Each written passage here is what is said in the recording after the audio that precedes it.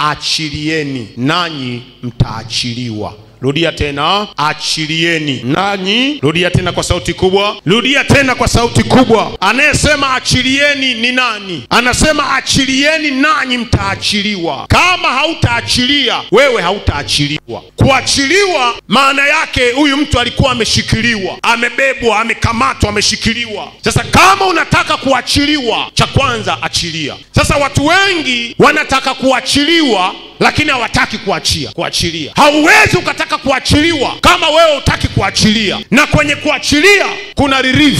Kwenye kuachilia kuna uponyaji. Hauwezi ukataka kuachiliwa kama wewe hujaachilia. Na ndio maana kuna nguvu zimekushikilia kwa sababu wewe hujaachilia. Kama unataka nguvu hizo zikuachilie, achilia wewe. Kuna vitu umevishika, kuna vitu umevibeba, viko ndani ya moyo wako. Kuna uchungu umeubeba, uko ndani ya moyo wako. Kuna hasira umeibeba, iko ndani ya moyo wako. Kama unataka uponyaji upite, badiliko litokee kwenye maisha yako, achilia na wewe utaachilia. Watu wengi leo wanatembea na vifungo kwa sababu tu hawataki kuachilia. Watu wengi leo hawaoni furaha ya wokovu, hawaoni furaha na neema iliyo ndani ya Yesu kwa sababu tu hawataki kuachilia. Mwangalie mwenzio, mnongoneze mwenzio, mwambie kama unataka kuachiliwa, anza kuachilia. Achilia.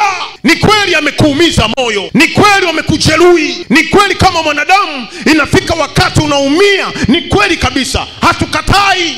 Lakini mbingu zinasema kwamba achilia na wewe utaachiliwa. Anza kuachilia.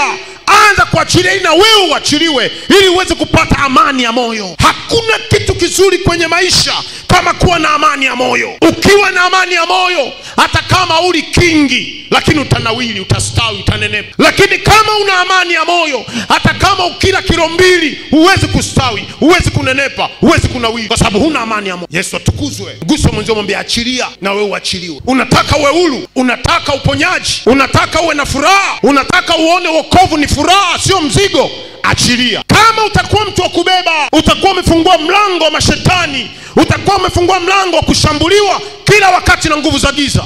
Ifike wakati anza kuachilia. Ona kwamba yalikuwako yatapita, yatakuja, yatapita, lakini wewe utabaki kuwa wewe tu. Achilia kwa jina la Yesu aliye hai.